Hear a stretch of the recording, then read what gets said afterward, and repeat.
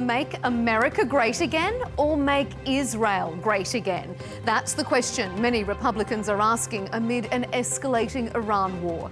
Some traditional Trump supporters have even gone so far as to publicly accuse the president of letting Israel force his hand. Just how damaging will this MAGA split be? I'm Melinda Nusafora. You're watching Counterpoints.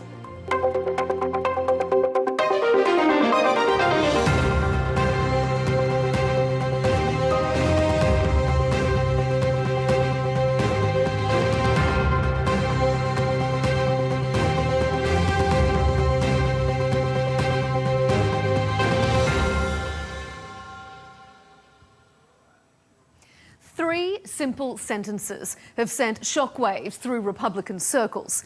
Secretary of State Marco Rubio wasn't cornered or thrown off guard by a trick question. He offered up this explanation for war freely.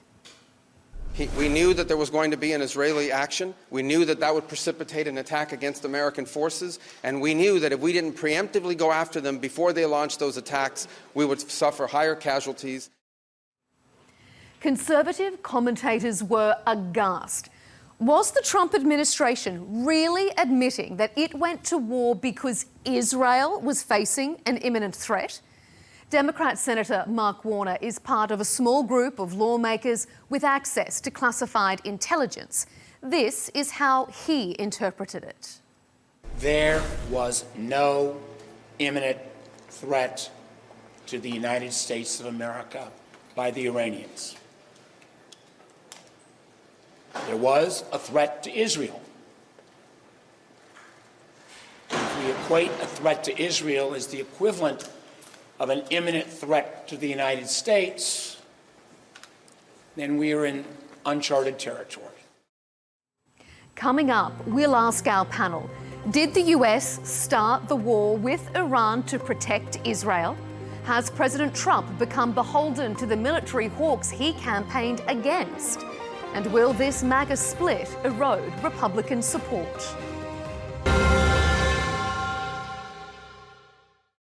Joining us for this discussion is Robby Soave, senior editor at Reason magazine. Shabbos Kestenbaum is back with us, political commentator from PragerU, an independent American media organisation.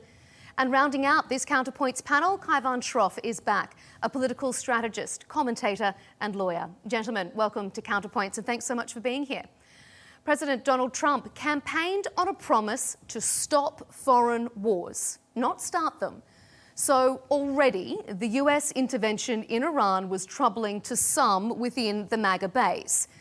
The Secretary of State, Marco Rubio, fanned those flames. He calmly explained to journalists that the US took preemptive action because Israel was about to strike Iran. And that justification has angered many high-profile conservative commentators who flooded social media with criticism.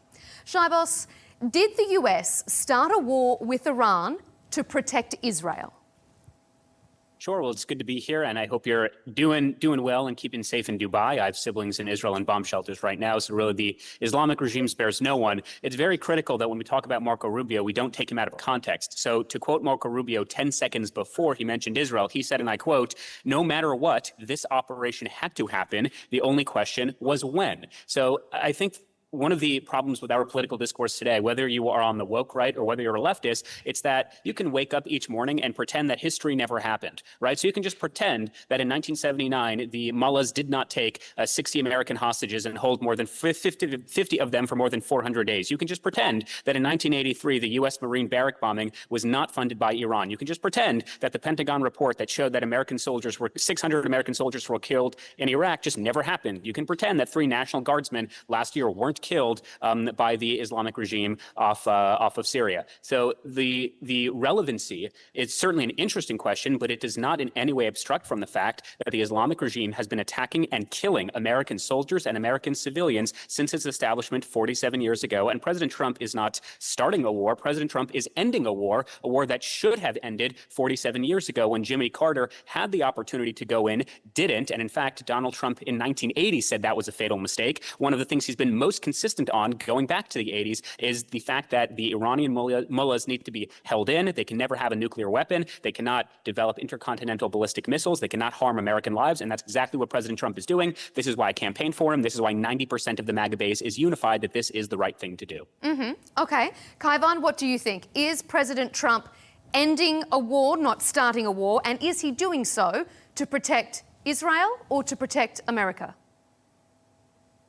Well, the reality is we can never get the truth out of this administration, and it seems like this administration themselves doesn't know the reason that they made this attack. We've seen incredibly inconsistent justifications from Rubio to Trump to Mike Johnson. Nobody has a clear answer here, and of course it's concerning when already there are so many problems here domestically for the people focused on just putting food on the table. Now gas prices are skyrocketing. I think the reality is Americans do see this war as being fought on Israel's behalf after years of really Israel losing at least its PR campaign here in terms of US support. So this is absolutely fracturing the MAGA base, but among many other issues. And I think that's the bigger point, right? They're fractured on Epstein, they're fractured on the economy and tariffs and immigration. So this is really destructive to that coalition. And I think it'll only get worse as facts come out, but also, right, we just lost 6 troops. And the way Donald Trump is handling this is so cavalier. He doesn't seem to care very much. He's talking about his curtains in that clip that went viral, right? And it seems like there was no plan here, no preparation. And so you can go back 100 years, 200 years, 1,000 years to justify this, but nobody's actually buying it in the present day. Robby, what's your take on this? Well, I guess my job is to be somewhat in the middle here, and frankly, I am, because I agree that the Iranian regime is evil, authoritarian, and extremist. It's not a question of the harm they've caused to Americans and to Israel, which are considerable, but it's a question of what actually are our goals here. And I think the Trump administration's decision to move forward with this without presenting any front-end justification to the American people, let alone Congress. Let's forget, it is Congress's role, according to our founding documents. We don't do this anymore. I think that's a mistake, but to actually have Congress authorize a war, or at least a military action, and then have the president carry it out. I think if this was explained to Congress, I mean, the Republican Party, Trump's supporters control Congress. So I find it ludicrous, the idea that he couldn't sit down and explain, this is why we're doing this, or have Marco Rubio or Hegseth do it. This is the importance of doing this strike now. This is what we plan to get out of it. Because frankly, the American people, not just the American people, the MAGA base, to the extent they're divided, I think it's because it's unclear. Is this about replacing the regime? They have denied that that's the case. Trump himself said, if the worst thing that happens, if we end up with people in charge who are just as bad as the Ayatollah, then oh well. I personally can think of worse outcomes than that. But even in that case, you'd say, well, then why are we doing this? Was it about Israel's security, as Rubio, I think, did suggest, and then walked back to your point? Is this about the nuclear issue? Is this just because Trump was negotiating with them, didn't like the negotiations, decided to blow them up to send a message that next time, negotiate the way he wants? These are all possible and in their own appealing, perhaps, reasons to do this, but they're somewhat contradictory, and the administration is not speaking with one voice on this whatsoever, and that is why there is confusion and dissension even among the MAGA ranks. Shabbos, I could see you shaking your head, kind of nodding your head, then shaking your head again. Well, when Robby was talking, I was nodding yes. I appreciate Robby's intellectual honesty, because it's true. We have not declared war since 1942, when we were declaring war on Bulgaria and Hungary. So this bizarre double standard that the Democratic Party is suddenly so fascinated and interested in ensuring that there is congressional authorization. Meanwhile, Barack Obama declared war on, or I shouldn't say declared war, but he bombed more countries than George W. Bush and Dick Cheney, which is pretty incredible when you think about it. So that's the first point that I want to thank that both the left and the right for admitting that we should not have this double standard. I also think under Article 2 of the Constitution, as well as the AMUF of 2001, it's quite clear that President Trump has the authority to go in, at least for the first 60 days. After 60 days, maybe we could take it from there. I do want to say, though, the easiest talking point to debunk is that MAGA is split. I mean, I was on this show, literally on this show, during the 12-day war, Operation Midnight Hammer, and we had the exact same conversation of, oh, the MAGA base is splitting. I am telling you, as someone who is in MAGA, as someone who will be at the White House next week, the MAGA base is not splitting on this issue. Every single public opinion opinion poll supports the idea that if you are a MAGA identifying Republican, you overwhelmingly support this operation just like you supported Operation Midnight Hammer. I would also note that on the first day of the war, CNN showed that roughly 6 in 10 Americans did not support this orchestration. I'll call it a war just for semantics and the debate's sake.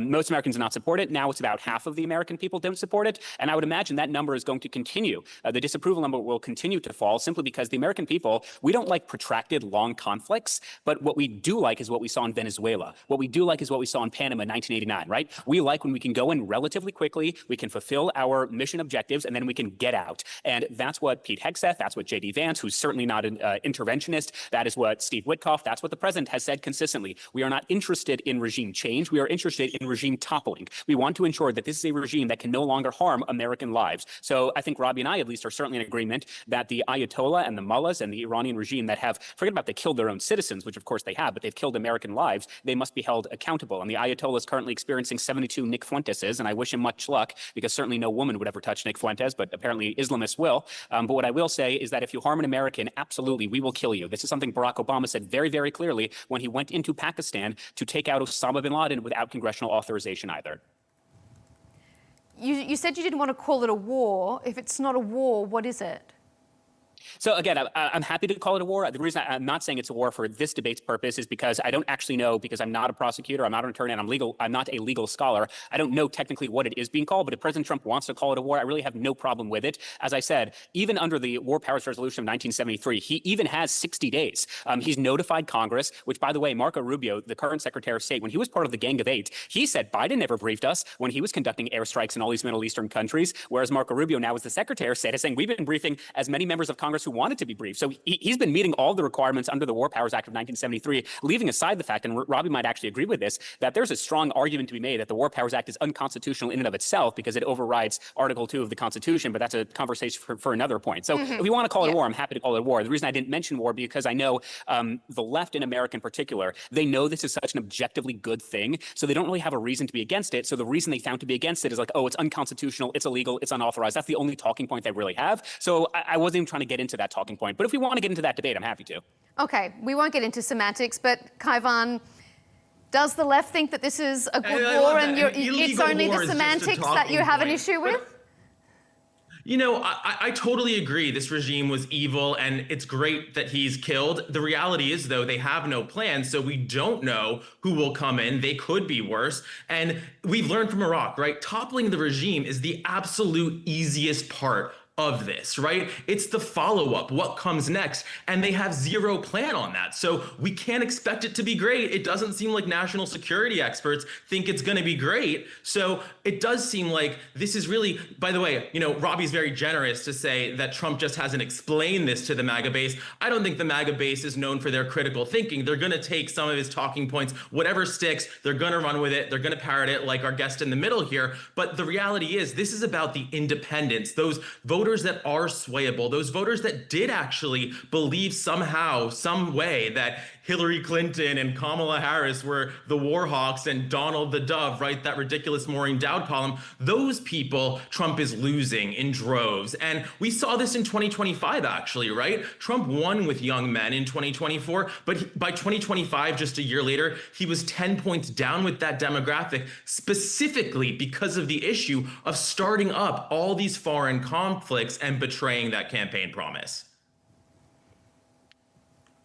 Robby, what's your take on that? Yeah, and I would add to that, I mean, the Iraq War parallel is very apt because this certainly seems more like that given, and you know, I understand Trump is a very creative, unorthodox political figure who is not, I would argue, primarily ideological, and I don't even mean that as a criticism. I think he sometimes confuses people on both the right and the left because he doesn't think on the level of ideology. I can't do this for ideological reasons. He just does what he wants to do and what he thinks is popular, which has led him on the foreign policy to what I would argue are often some good instincts in not wanting to have intervention and start new wars. But then we've seen what's happened throughout this this second term of his. You know, the Maduro thing, the Venezuela thing, we didn't overthrow that regime. That regime is very much still in power. It's just a different person in power. we can take out leaders we don't like. We can, our military, our bombers are very powerful. We can kill a lot of evil Iranian leadership, but is that the same thing as replacing the regime? I struggle to understand how the regime itself will be replaced by democratic pro-Western forces without ground involvement as was necessary in Iraq. That's a sort of thing that, people of, I'm just trying to guess the ages of my fellow participants, people of our generation all have bad PTSD over with respect to Iraq, an award that, again, was brought before Congress and voted on and justified both internationally and domestically to political leaders. This happened in the night, and then it was explained to us next. If it's going to be a replacement of the entire regime, that's just going to take an effort that I don't see how you get around explaining what the plan is and having people vote on it. Unlike Venezuela, where we were in and out, but we did not purport to replace the regime whatsoever. Well, similar to Venezuela, President Trump has said just recently that the US will have a role in picking Iran's next leader. He said that to a couple of news outlets. So if this is not about regime change, Shabbos, what's it about? And how can the US have a say without necessarily having troops on the ground and getting more bogged down in this conflict? Sure. So again, it's not about regime change, it's about regime toppling. But I just want to first respond to But if President Trump is saying he's going to have a hand in picking the next leader, well, that is regime change, because he's going to install a new leader. So let me be clear. But first, I just want to very quickly respond, then I'll answer your question. I just want to quickly respond to these accusations that I'm parroting MAGA talking points, which I don't appreciate that accusation. A CBS poll yesterday found that 85% of Republicans support President Trump's strikes on Iran. A Fox News poll found that 84% of Republicans support President Trump's attacks on Iran. A Washington Post poll found that 81% of Republicans supported President Trump's attacks on Iran. Reuters found that 82% of Republicans. So again, if you want to have this talking point of like MAGA is split and young people aren't into it, then you have to cite correct, which is why your accusation that there's a split in MAGA is simply not true. So if you want to say there's a split in MAGA, saying the MAGA base. You just didn't understand. Let me finish. The MAGA base is going to say whatever talking points Trump says, right?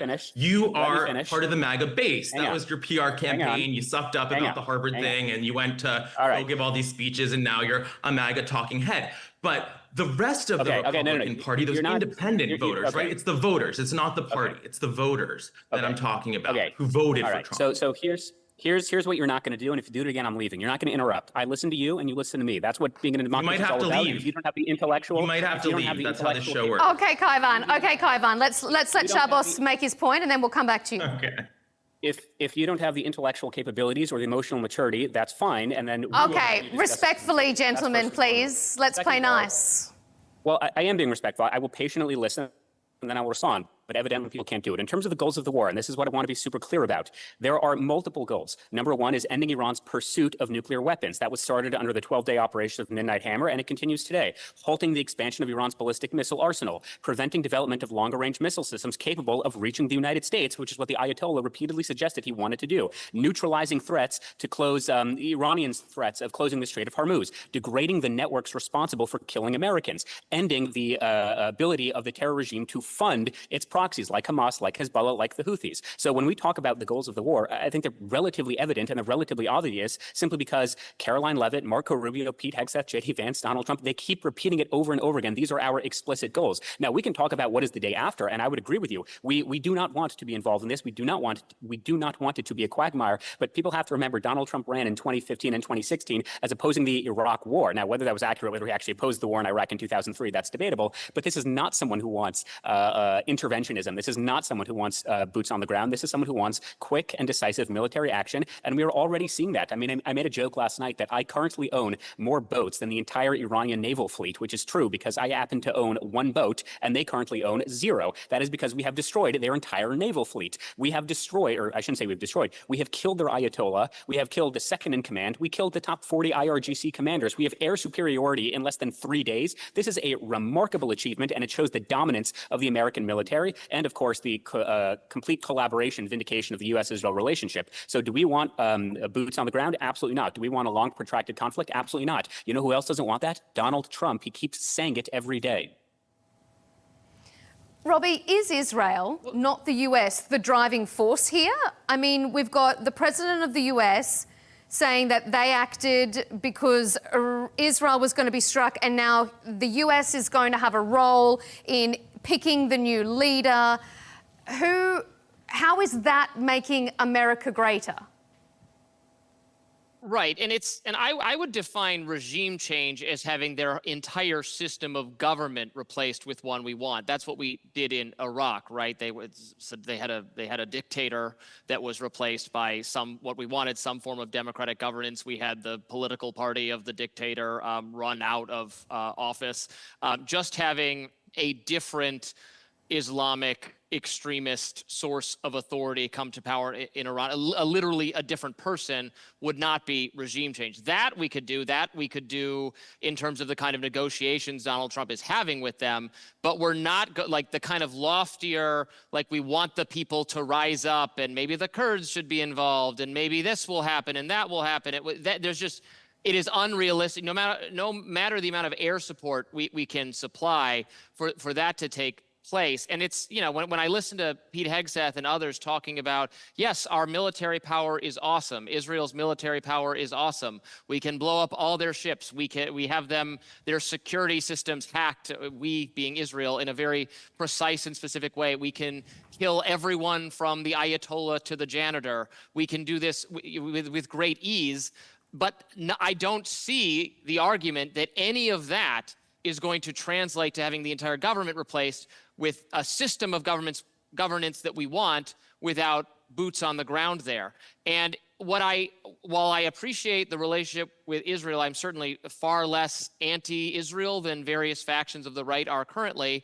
I do feel, I don't think our foreign policy should be decided by Israel without the input of our Congress. Right now, that feels like the Israeli government is the more relevant decision maker for whether we get involved in conflict with Iran than our own Congress. And that is inappropriate based on our system of constitutional governance for us to say, well, we are obligated to be involved because Israel has decided to do this. Now, of course, Trump denies that Israel was the decision maker here. He says, no, I made the decisions. But there are some people in MAGA who are not believing it. This is the case. Kaivan, will this operation feed into that perception that Robby is talking about there, that Israel has a huge role in guiding American foreign policy, particularly in the Middle East? Of course it will. And I think actually this is where the extremely powerful right-wing media ecosystem is a double-edged sword for MAGA and Trump right now, because they've uplifted and given so much power to folks like Nick Fuentes, like Tucker Carlson, and those people are aggressively against this. So they are changing hearts and minds in real time, very upset about this, talking about Trump betraying them. So obviously that has effect. I do want to say though, right, the idea that everyone's aligned on the goals of this conflict is fundamentally ludicrous because they're not even aligned on the reason for it, right? So that doesn't make sense, because if you're saying you went in to stop nuclear capacity when just months ago Trump claimed all the nuclear capacity was destroyed, then your goal is to get rid of the nuclear capacity. So that's a totally different project than XYZ other option, right? So the fact that they aren't agreed on why they did this shows that they aren't agreed on what the goal is, what the plan is. They, by the way, are giving conflicting timelines on how long this will last, what the tactics will be. So there really is no plan here. And then you have to think about how much news the average American is actually getting. What do they know about this right now? So far, they definitely know that Trump campaigned on less foreign conflict and has upped that. He's attacked Iran. They know that Israel is involved. They know that 6 U.S. service members have died. They may know that there's no plan, but other than that, they probably don't get into the nitty-gritty we're all talking about on this platform. And so the reality is, all of those things are pretty negative when you look at the picture for Donald Trump. And then you add it to the context of most voters do not feel Trump is focused on the things that matter to them. The economy, that's number one, right? So that is a disaster scenario. And then of course we have our midterm elections here. We just had some of the primaries wrap up, but that's gonna play a huge role as well. And then I think even looking to 2028, Trump is now tainting all these high-profile Republican figures that carry water for this in a major way. So who are the people that can distance themselves enough and carry that MAGA mantle? I wonder. Shabbos, did you want to say something there? Yeah, I would just say, you're entitled to your own opinions. You're not entitled to your own facts. There was a CNN survey came out last week, and it showed that 96% of all Republicans that Donald Trump endorsed in the primary won their reelection. So if you want to make the argument, which is what you just did, that Nick Fuentes and Tucker Carlson, to use your own words, are changing the hearts and minds, particularly of young people who voted for President Trump, you have to support that with evidence, and you have to support it with polling. I demonstrated why that isn't true, because if you look at all public opinion polling, when it comes to the MAGA base, they are incredibly united because they support President Trump doing this. Why? Because this man has been incredibly consistent to an almost shocking level about how Iran can never have nuclear weapons. In fact, in 1980, he gave an interview, I think it was Barbara Walters, and he was scorning Jimmy Carter for not invading Iran right then and there. He talks about in his book in 2011 that the greatest existential threat facing the United States is Iran. He talked about in 2015 and 2016 when he was running for president for the first time that he would ensure to whatever degree he could that Iran does not get a nuclear capability. And again, when we keep going back to this question, which I've answered and the White House has answered numerous times about what is the purpose of this war, I want to give you one other anecdote, because clearly what I'm saying isn't really resonating, even though you have yet to argue with it. Instead, you're just kind of ignoring the point. Steve Witkoff spoke with Sean Hannity, it was last night or 2 nights ago, I don't remember. And he said that during his negotiations, the Iranian negotiators told him that they were, quote, proud. They were proud that they evaded the protocols put in place. Witkoff recounted how the Iranian negotiators told him that in their first meeting, they had 460 kilograms of 60% enriched uranium, and they were fully aware that that could make 11 nuclear weapons. The IAEA also admitted that Iran had the material capable of making 11 nuclear weapons, which is why Midnight Hammer was an excellent idea. It was orchestrated well, and it targeted 3 particular nuclear sites, Isfahan, Natanz, and Fordow. The problem is, in the English language, there is a word called rebuilding. You can look at satellite imagery that, unfortunately, Iran was stockpiling enriched uranium 70 feet underground. And again, don't listen to me. Listen to the isolationist, anti-interventionist Vice President J.D. Vance, who said as much. He said, why is Iran storing enriched uranium 70 feet underground, even when they are the world's largest oil exporter? You don't do that for peaceful civilian purposes. Okay, Robby, I'm going to bring you in a moment, but Kaivan, I can see you wanted to say something. Yeah, I think it's a great point, to see who's credible on this. I feel like I'm watching Netflix at 2 times speed, by the way, responding to you. But, you bring up, to debunk my point, that Donald Trump is losing, that his candidates in Republican primaries won by a majority. First of all, the people that get involved in primaries tend to be more on the extreme end of the spectrum. So that makes sense that the MAGA base would show up to support his candidates. But it really has no bearing on my point about midterm outcomes. And I think if that's your logic, then you fundamentally misunderstand politics. And to just quote random CNN polls, we can all quote a different poll. So I don't know that that's that helpful and productive. And I think it's interesting that Republicans actually are taking a tack, which we saw Democrats do, and maybe I was one of them in 2024, of just burying their head in the sand of all their problems, right? Like they're going to just insist the economy's good. They're just going to insist that this is a popular thing. None of the data bears that out. It's not popular. And I think, again and again, polls show it's not popular. And I think what's more interesting to see as somebody who does know what he's talking about is there's this thing called the rallying around the flag effect, usually when these conflicts happen. But we've actually seen less of that effect following Iraq, because it has been so ingrained in the public conscience that this went badly the last time, that we're actually not seeing that jump in support. And I think part of it, of course, is the lack of consistent messaging and Trump's reaction, which didn't seem to take it seriously at first. But that is very notable when you look at the political science on that. Can I jump in very quickly? Yeah, very, very quickly, and then I want to give it over to Robby. Very briefly, Shabbos. Well, again, I don't appreciate the personal attacks, but I digress. I want to be convinced of your position. So you had said that Nick Fuentes and Tucker Carlson are changing the hearts and minds. I am pointing to specific public opinion polling that suggests the exact opposite. So I would like to ask you to substantiate your claim. What data or what polls are you using to suggest that Nick Fuentes and Tucker Carlson, what numbers, what polls, what statistics are you using to prove the point that Nick Fuentes and Tucker Carlson are changing the hearts and minds of young people? What do the numbers suggest? Because I have numbers that suggest the exact opposite of your point.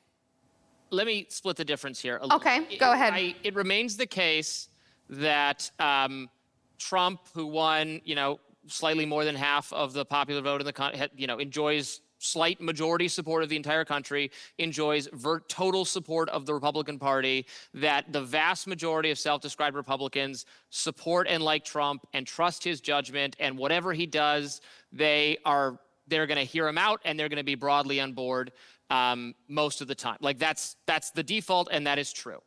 It is also true that Trump brought in for this election a number of voters he didn't have with him previously, and that in this closely divided country, even though it's a small number of, relatively speaking, of truly undecided or independent or up for their vote kinds of people, they were a lot of them young men of various ethnicities. Frankly, if you look at the demographics of the polling, it's a lot of young men, young Latino men, young black men, young white men, a lot of men brought in by speakers, thinkers, podcast people like Joe Rogan and Theo Vaughn, and yes, like Tucker Carlson and others, who articulate a different foreign policy than what has been coming out of Republican leadership like John McCain and Mitt Romney and George Bush for years. And for them, this is not what they want and what they signed up for. Does that suddenly mean he's losing control of the Republican Party? No, of course not.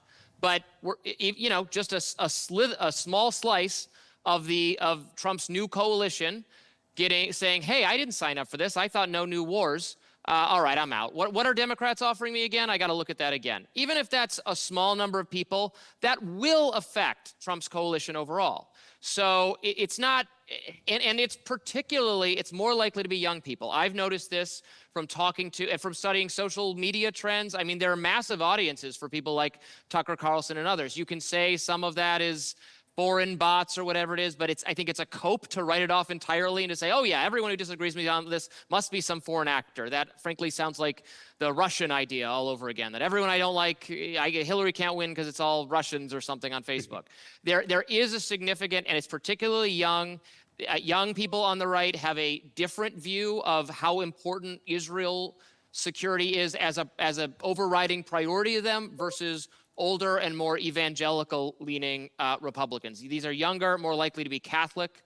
It just is different, and you can't say that doesn't exist at all. It's not sweeping the Republican Party and remaking its entire foreign policy overnight, certainly, but it does exist, and it's worth paying attention to. Mm-hmm. You're kind of leading me into the next chapter of this debate, so I might move us on to looking at whether or not there is a split within the MAGA base, whether or not that is going to be damaging, because despite a lot of online traction from conservative commentators, as you all have been quoting there, deriding the president's intervention, lawmakers still have his back. Of course, we saw the US Senate voted down a resolution that would have reined in the president's ability to continue this military action. So, Shabbos, is there a split in the Republican base, and is it damaging? You know, for just once, I want to come on this great program and not talk about this split that isn't happening. So again, I would totally agree with everything Robby just said. And Robby, don't discount the power of the Russian bots on Facebook, all right? My mom was easily duped. But what I will say is, yes, there's a split amongst the American people because we live in a democracy, and the Republican Party will be in power, and I would imagine they probably won't be in power after the midterms because historically that's just what happens 2 years into a presidential administration. So certainly there's a political split. There's nothing insidious or nefarious about it. That is part of living in a healthy democracy. And I think the real test of the endurance of the Trump agenda will be in 2028. A, who his successor will be. I'm certainly hoping it's Marco Rubio. And B, whether there's enough national appetite to sort of continue a MAGA agenda. But I digress. In terms of the internal MAGA divisions, again, I'm happy to be convinced, but you have to substantiate it with concrete, practical numbers, polling data, and objectives. I would agree with you that young people, they're less interested in foreign intervention. They're less interested in the virtues of the West. They're less interested in believing of neoconservatism. That's obvious. That's true. I mean, but James someone like Megyn Kelly is not going to say these things if it's not popular. She's no dill. She's going to say things that she knows her audience want to hear. So if she's saying it, isn't there a reason? Obviously, but my argument, and I'll simplify it, my argument is the people she is catering to, the people that Tucker Carlson are catering to, the people certainly that Nick Fuentes is catering to, are overwhelmingly not Trump voting, or I should say Republican registered voters. They just aren't. In fact, Nick Fuentes, forget about the fact that he said just yesterday he's only going to be voting for Democrats in the future. In 2024, he literally encouraged his followers to vote for Kamala Harris. Okay, Donald Trump just 2-3 days ago said that Tucker Carlson doesn't know what he's talking about, said that Megyn Kelly, should tone down the rhetoric and open a history book. So and yet Tucker Carlson was just at the White House. Isn't that the point? Correct.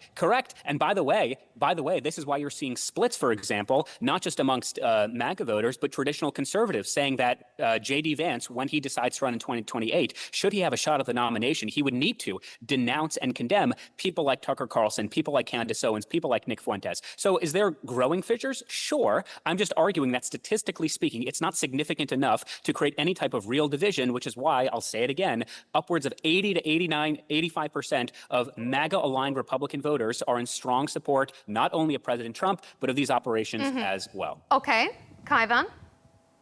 Yeah, we got to make it make sense. So the split is so great that J.D. Vance, Trump's vice president, is being forced to take a decision or stance on the issue, but the split also doesn't exist. It doesn't add up. Also, you can't talk about the power of Turning Point USA and all of these sort of operations that Republicans love to champion that I do think are powerful and effective, but then not say it's a problem for them when they have somebody like Candace O making a documentary about whether Erica Kirk killed her husband. I mean, all of that stuff tears away at the coalition. Obviously, like, it's just so clear. And yes, this is less than a week old news, so we'll see what the actual data and polling bear out. But again, as people in this space, we're having this conversation to discuss topical news and what we think will happen based on what we know about this topic, right? So, I mean, we all see, except for one of us, it seems like, where this is going.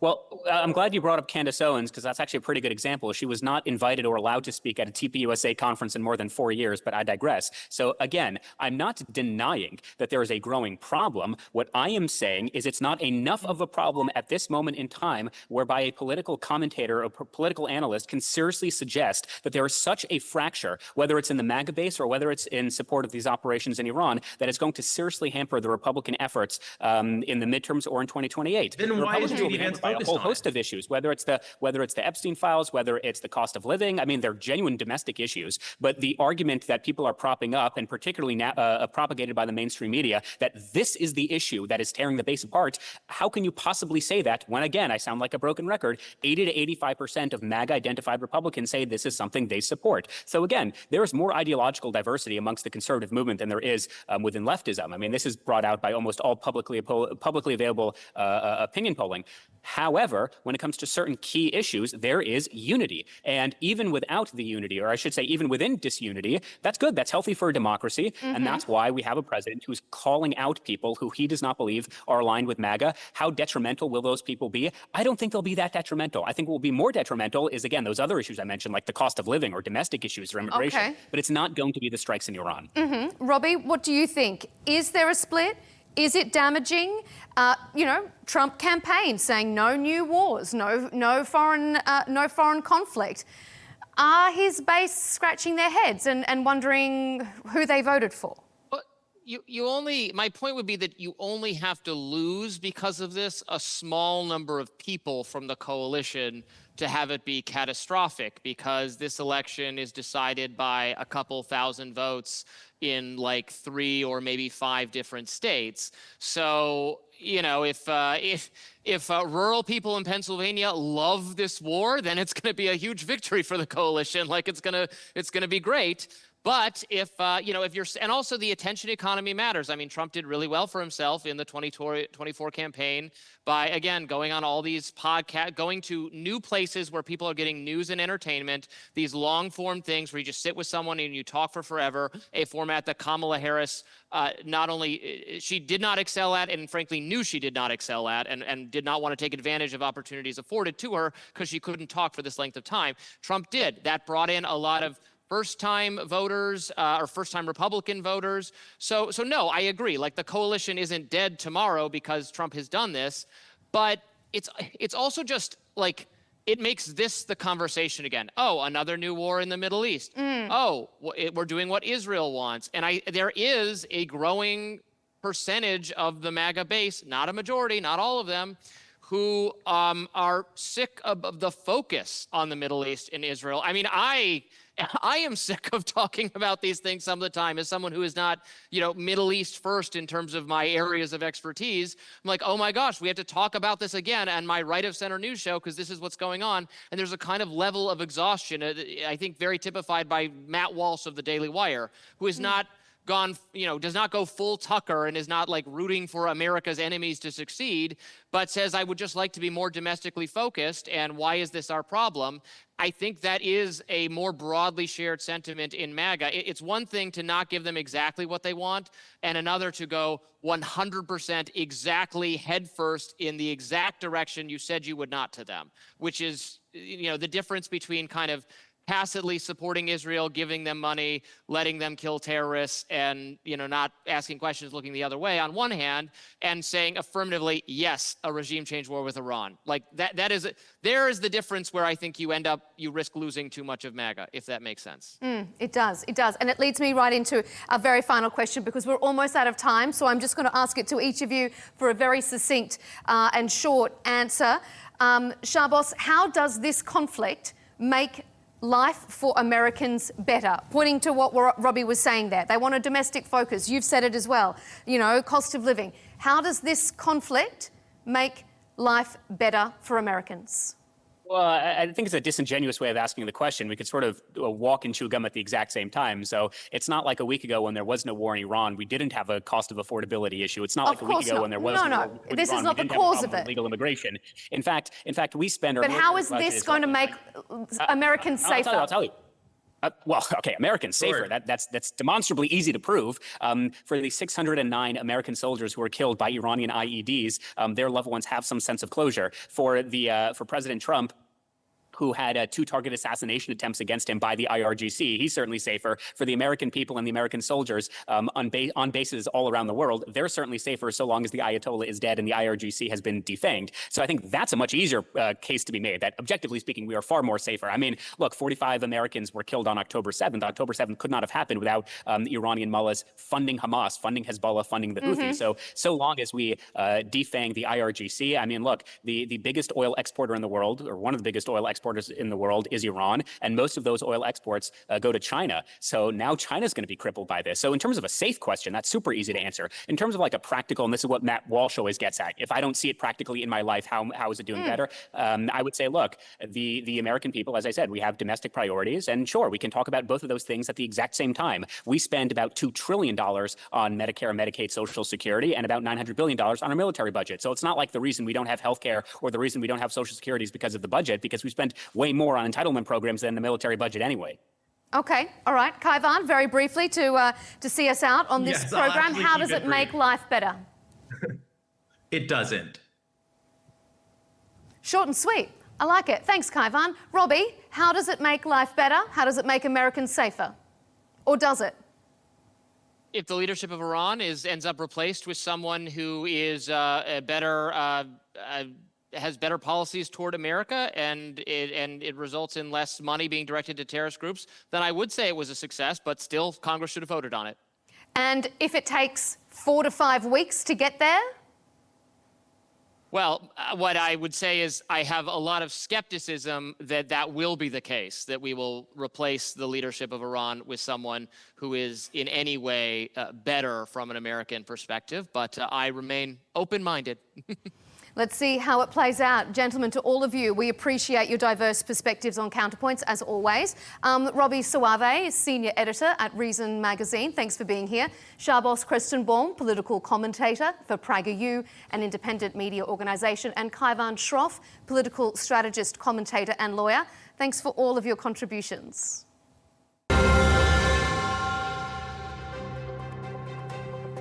And as always, thank you to you for tuning in to this episode of Counterpoints. Be sure to follow us on YouTube, X and TikTok to stay up to date with our latest debates and interviews. And we'll see you next time for more analysis.